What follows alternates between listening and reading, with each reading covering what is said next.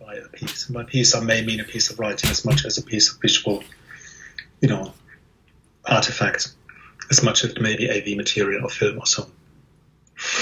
So those were from my notes. I may not have taken everything down. There may be gaps in it, but those were some of the concerns, in a way, that were added to our conversation on temporality through looking at Afrofuturism and this fast-forwarding as a way of exiting the now, because the task is to exit the conditions of now and supplant or and displace the distributions of now by other possible imaginary or imaginable ways of organizing now. Right? That's my stock cue version, 2 weeks after, from my notes of what that conversation was trying to open up. Any questions on that, or any doubts, of which there should be many? Giovanna added, actually, in this context, two things. I've put a text, specifically an introduction to what looks like an amazing collection to do with the idea of black memory and the difficulty of archives and black memory, which I think dovetails with our conversation. But it's quite specific. I hadn't picked up on that really, really interesting text, which is on the reading list. Thank you again for suggesting that.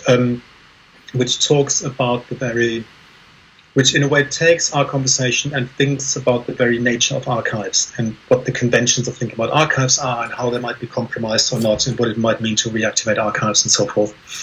Really interesting. The other thing I wanted to mention, I think is archived online now, there was a really interesting panel conversation last, Thursday possibly, organized by the New Museum on the back of the New Museum in New York, on the back of the Grief and Grievance exhibition on mourning and the Black experience in the US, an exhibition that, as I understand, is now currently at the New Museum, which nobody can see, granted, which works in our favor because we're nowhere near New York for the moment, at least most of us aren't.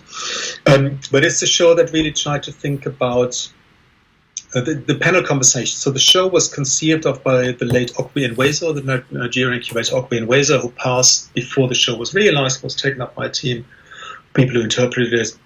And the panel conversation brought up a really interesting set of conversations around artistic expression, the canon, history, how blackness is both represented and not. It's really, really interesting, and I think might be an interesting way into looking at a series of works, really, proper white cube type works that speak back to these concerns in really complicated ways. So what I'll do, I'll try and dig out a link to the recording of that panel conversation, put it on the reading list, but really treat it as a way into what looks like a really interesting cluster of works and conversations to do with grief and grievance. The understanding there in the title was that grief and the experience of loss and mourning for black subjects or for non-white subjects in the American context is disconnected from a recourse to representation. So if grievance is a way of making your concerns heard in a formal way, and grief is the experience of loss and mourning, Okwe's argument for the show was that the two are irreconcilable to non-white subjects in the American context.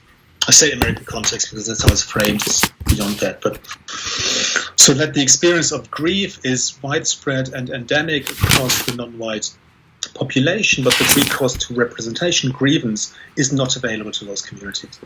And the show is trying to operate at that disconnect, and in a way articulate works at the disconnect. I'll try and dig out some documentation. I'll put it on the reading list, but if you see it popping up there, then that's in a way that the framework through which I think it speaks to that aspect of the conversation. Okay? Any immediate questions?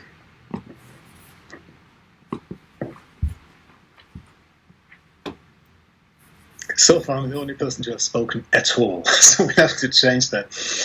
What I would suggest then, if that works, I'll stop the recording now.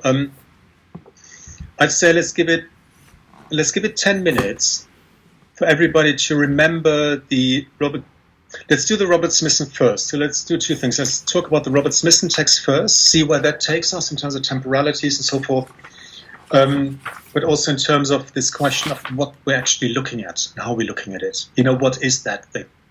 A text, image, magazine, piece, object.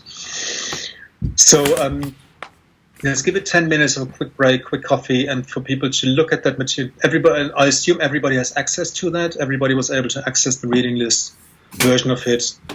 Get your notes out if you haven't got any, make some. And let's do a quick run round. What seemed interesting or worth remarking or worth commenting on in the Smithson text? People may or may not know other works by Robert Smithson, which we can feed into the conversation, some on the reading list also. But let's take stock. Let's see what happens there, how that helps us to further our vocabulary around temporalities here. We'll do that section. Quick run round. Everybody throws one thing in like we did in the risky point in the past. Quick run round, have that conversation, see where that gets us, then have another quick break, and then do the same with the Cypre and Gaillard, see the smoke and mirrors, if we get through it. Does that sound okay? Excellent. So let's say 8 minutes. Let's say back at 20 minutes to 3. Okay? Thank you.